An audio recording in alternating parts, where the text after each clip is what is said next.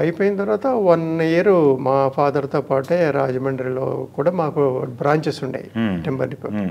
కొంతకాలం రాజమండ్రిలో ఉండే, కొంతకాలం గుడివాడలో చూసుకుని అవి చేసేటప్పుడు ఏంటంటే సినిమాల్లోకి వెళ్ళాలన్న ఇంట్రెస్ట్ ఉండేది మా బ్రదర్కి.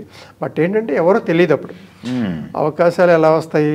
మామూలుగా ఇక్కడ వాళ్ళంతా ఫ్రెండ్స్, నువ్వు మెడ్రాస్ వెళ్ళొచ్చు కదా, సినిమాలకు ట్రై చేయొచ్చు కదా, రామారావులాగా ఉంటావు కదా అని అనేవాళ్ళు. ఒక్కసారి అవకాశం ఎలా వచ్చిందంటే కేఎల్ దర్ అని ఆయనది కౌతరమే. ఆయన ఇక్కడ ఆల్రెడీ మెడ్రాస్లో ఉండే ఒక ఆర్ట్ డైరెక్షన్ డిపార్ట్మెంట్లో ఉన్నాడు. ఆయన ఆర్ట్ డైరెక్టర్, తర్వాత ఆర్ట్ డైరెక్టర్ అయ్యారు. ఆయనకున్న పరిచయాలని బట్టి మా బ్రదర్ కవర్ చేశాడు. నువ్వు రా ఇక్కడికి, నేను కొంతమందికి పరిచయం చేస్తాను, దాన్ని బట్టి నువ్వు నీ ప్రయత్నం నువ్వు చేసుకుంది, కానీ కుదిరితే ఆర్టిస్ట్ అవుతాయి. ఎందుకంటే అక్కడే ఉంటే నీకు వ్యాపారం తప్ప ఎదుగుదల ఉండదు. బట్ నీకున్న పర్సనాలిటీకి రామారావు లాగా ఉంటావు కాబట్టి నీకున్న ఇంట్రెస్ట్కి వచ్చేసాయి ధైర్యంగా.